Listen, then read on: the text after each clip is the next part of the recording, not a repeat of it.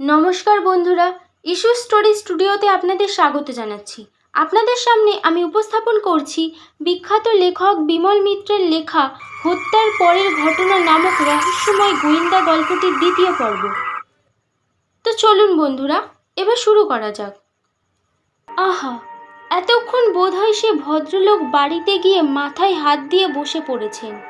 মশাই, বাসে এরকম কত লোক কত কি ফেলে যান, উপদেশ দেবার লোকেরও অভাব হয় না। কন্ডাক্টরকে একজন বললে, আপনি কারো কথা শুনবেন না মশাই, আপনি ডিপোতে গিয়ে ওটা জমা দেবেন। কন্ডাক্টর মহিলাটির দিকে আবার হাত বাড়িয়ে দিলে, দিন, অ্যাটাচি কেসটা দিন। এটা আমার।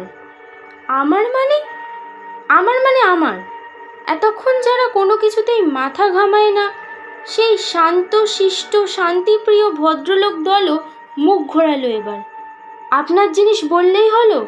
আমরা দেখলুম অন্য একজন ভদ্রলোক এটাচি কেস নিয়ে ওখানে রেখে দিলেন, আর আপনি বলছেন আপনার বললেই আমরা ছেড়ে দেব? বেশ গরম হয়ে উঠল ভেতরে। ড্রাইভার তখন ফুল ফোর্সে গাড়ি চালিয়েছে।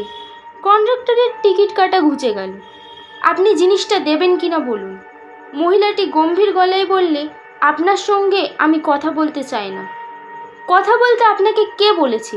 জিনিসটা দিয়ে চুপ করে থাকুন। অন্য লেডিস সিটে যেসব মহিলারা বসেছিলেন তাদের মধ্যেও ব্যাপারটা সংক্রান্তি হয়ে গেছে ততক্ষণে। একজন বুড়ি মতন মহিলা বললেন, কেন বাবা, তোমরা অমন করে বলছো? কেউ কি কারো জিনিস এমন করে নিতে পারে? নিতে পারে কিনা সে আমরা জানি, যা জানেন না তা নিয়ে আপনি কথা বলতে আসবেন না।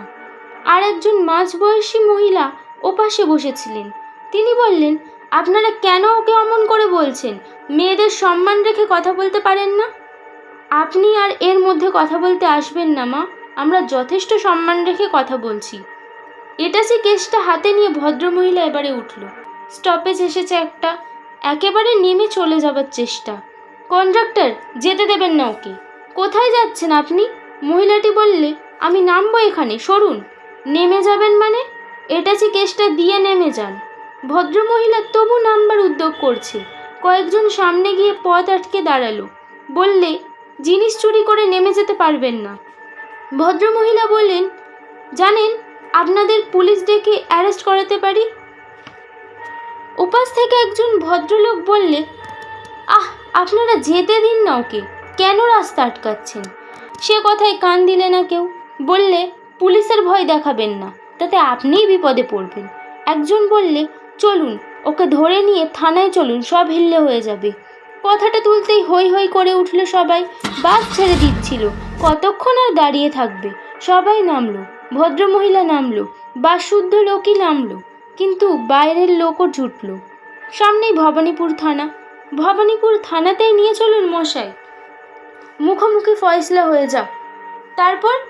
ইন্সপেক্টর এতক্ষণ কোনো কথারই জবাব পাননি। আবার বললেন, এরা সবাই দেখেছেন, এক ভদ্রলোক এটাচি কেস নিয়ে মেডিকেল কলেজের সামনে থেকে উঠেছেন, আর আপনি বলছেন আপনার? চারিদিকে ভিড়ের মধ্যে তুমুল হইচই চলছে। কনস্টেবল কয়েকজন ভিড় সরিয়ে ঘর খালি করার চেষ্টা করলে, কিন্তু কে বাইরে যাবে? এমন মুখরোচক দৃশ্য দেখতে পাওয়া কম সৌভাগ্যের কথা নাকি? তারা রুল উঠিয়ে এগিয়ে এলো। হাঁটো, বাহার যাও, সব হাট যাও। কথার জবাব দিন, চুপ করে আছেন কেন?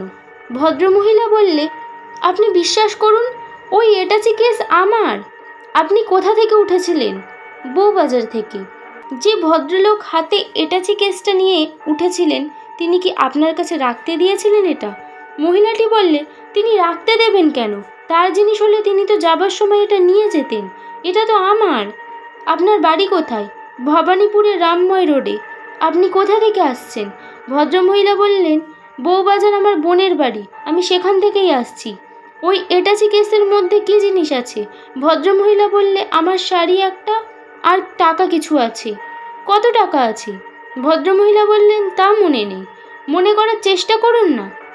নিজের টাকা রেখে দিয়েছেন, আর কত টাকা আছে মনে করতে পারছেন না? ভদ্রমহিলা বললে, না। চাবি? এর চাবি আছে আপনার কাছে? ভদ্রমহিলা বললেন, না। সে কি, নিজের এটাচি কেস আর নিজের কাছে এর চাবি নেই? ভদ্রমহিলা বললে, আমার বোনের বাড়িতে ভুলে চাবিটা ফেলে এসেছি, আপনার বোনের বাড়িতে টেলিফোন আছে? ভদ্রমহিলা বললে, না। ইন্সপেক্টর হুঁশিয়ার লোক বললেন, তাতে ক্ষতি নেই, আমার কাছে মাস্টার কি আছে, তা দিয়ে সব খোলা যাবে। বলে তিনি এক কনস্টেবলকে মাস্টার কির গোছাটা আনতে বললেন। 1 মিনিট ধৈর্য পরীক্ষা, কিন্তু সকলের মনে হলো সেই 1 মিনিটই যেন কল্পকালে রূপান্তরিত হয়ে গেল সেদিন। সেই ভবানীপুর পুলিশ স্টেশনের ভেতর আর এটাচি কেসটা খোলবার সঙ্গে সঙ্গে বিংশ শতাব্দীর সমস্ত পাপ, সমস্ত লজ্জা, সমস্ত কলঙ্ক যেন এক চাবির মোচড়ে হাঁ করে উঠল। আশেপাশের ভিড়ের মানুষ তখন উল্লাসে উদ্দাম হয়ে উঠেছে। ভদ্রমহিলা আর থাকতে পারলেন না, যেন ভেঙে পড়ল। বললে, এটাচি কেস আমার নয়, আমি মিথ্যা কথা বলেছিলাম, বিশ্বাস করুন, এ আমার নয়, আমি এর বিন্দু বিসর্গও জানি না। বলতে বলতে ভদ্রমহিলা সেই অবস্থাতেই চেয়ার থেকে মাটিতে পড়ে অজ্ঞান হয়ে গেল। তারপর, মা জননীরা, আপনারা আমাকে ক্ষমা করবেন, আমি সত্য বই মিথ্যে জানি না। আমি প্রতিদিন লেখার আগে চন্দ্র, সূর্য, গ্রহ, নক্ষত্র, 33 কোটি দেবতা, মাতা বসুমতীকে সাক্ষী রেখে কলম ধরি। লেখা আমার নেশা, আবার পেশাও বটে। কিন্তু তা বলে গল্প শোনানোর নাম করে কখনো আমি আপনাদের মিথ্যে বলতে পারিনি। আপনারা আমার শ্রদ্ধার পাত্রী, আপনারা আমার ভক্তির পাত্রী। আপনাদের মর্যাদাহানি আমার কল্পনার বাইরে। আমি আপনাদের আমার অন্তরে শ্রদ্ধা, ভক্তি, সম্মান জানাই।